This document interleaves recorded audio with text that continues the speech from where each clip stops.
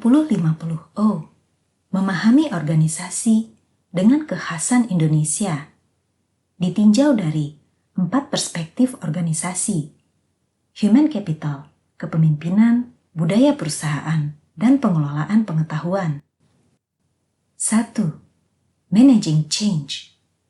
Budaya perusahaan.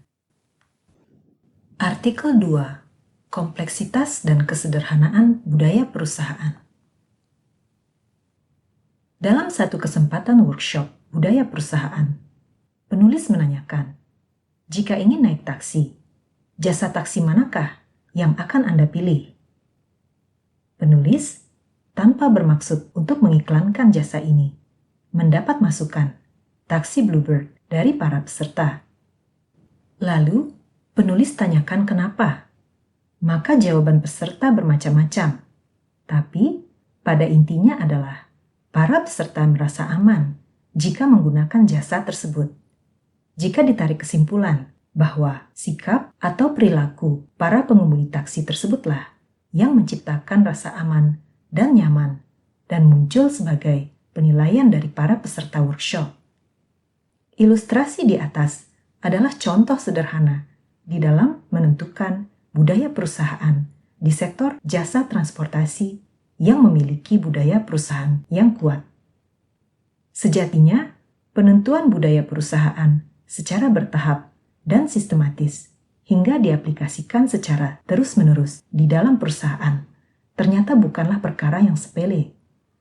Budaya perusahaan yang didefinisikan sebagai perilaku yang ditemukan, diadaptasikan, dan dipraktekkan oleh kebanyakan karyawan di dalam suatu perusahaan ternyata juga memiliki paduan antara kompleksitas dan kesederhanaan yang akan dibahas dalam artikel ini.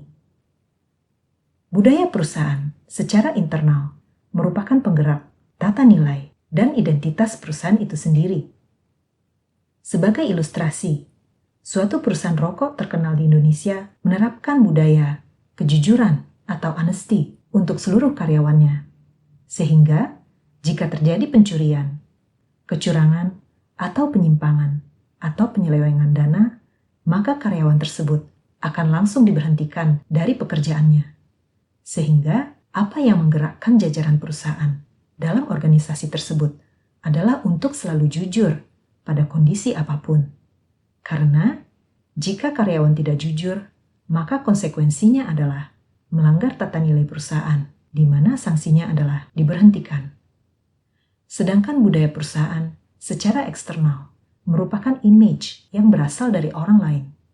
Karena, baik atau buruknya, suatu perusahaan berikut jajaran perusahaan akan dinilai dalam bentuk persepsi orang lain atau pasar di mana perusahaan tersebut berinteraksi.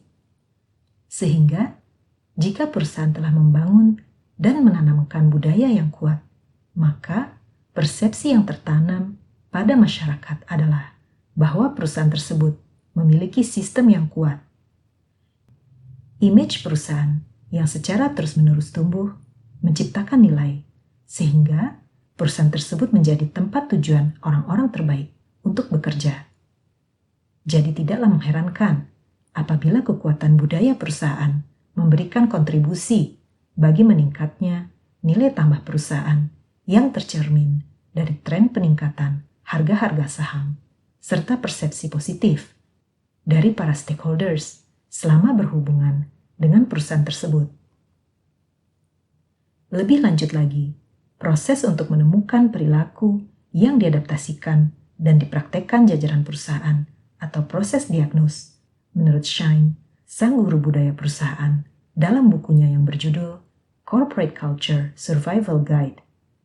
Kedalaman proses diagnose terdiri dari 3 tingkat, yaitu tingkat 1, artefak, proses dan struktur organisasi yang biasanya gampang terlihat. Tingkat 2, strategi-strategi nilai yang diadaptasi atau justifikasi nilai yang telah diadaptasi berupa strategi, pencapaian, dan falsafah. Tingkat 3, asumsi yang mendasar atau sumber utama dari nilai dan tindakan, biasanya tanpa disadari bersifat taken for granted, kepercayaan, persepsi, pemikiran, dan perasaan. Noise information versus real information. Pada tingkat pertama, perilaku yang ditemukan akan sangat mudah untuk diobservasi. Sebagai ilustrasi, jika kita masuk ke sebuah SPBU, yang dilakukan petugasnya mula-mula adalah senyum, salam dan sapa, dan langkah selanjutnya adalah pengisian BBM yang pola-polanya sudah sangat terstandar. Namun beralih ke dua tingkatan berikutnya, prosesnya menjadi semakin tidak mudah. Perilaku-perilaku yang akan digali tersebut telah dijustifikasi atau sudah diadaptasi oleh personil-personil di dalam perusahaan. Sehingga, dalam penggalian proses ini, akan banyak sekali ditemukan noise information atau informasi yang tidak relevan digunakan sebagai data pendukung. Artinya, noise information di sini bisa jadi merupakan suara-suara ketidakpuasan segelintir karyawan terhadap sistem, keinginan sekelompok karyawan untuk mengaktualisasikan diri, hingga isu-isu lain yang tidak ada hubungannya dengan perilaku yang kebanyakan dipraktikkan oleh orang-orang. Penentuan noise dan real information akan dapat dideteksi melalui alat-alat dalam bentuk studi dokumen perusahaan, kuesioner, wawancara, dan FGD. Masing-masing memiliki kontribusi tersendiri untuk memetakan tingkatan budaya kedua. Pada tingkatan ketiga, proses verifikasi terhadap asumsi-asumsi yang mendasari para karyawan melakukan sesuatu hal yang jamak dan berulang. Hal tersebut membutuhkan usaha, waktu, pikiran, dan tenaga yang lebih serius. Namun, ada cara lain yang efektif untuk mengetahui keberadaan dan keberagaman subcultures yang sifatnya parsial, namun memberikan kontribusi kepada pembentukan budaya perusahaan. Di dalam setiap divisi, terdapat suatu aturan yang tidak tertulis dan telah diketahui atau disepakati bersama oleh rekan-rekannya, sehingga orang dari luar tidak akan dapat melihat aturan yang tidak tertulis tersebut sebelum masuk ke dalam lingkaran ritual informal mereka.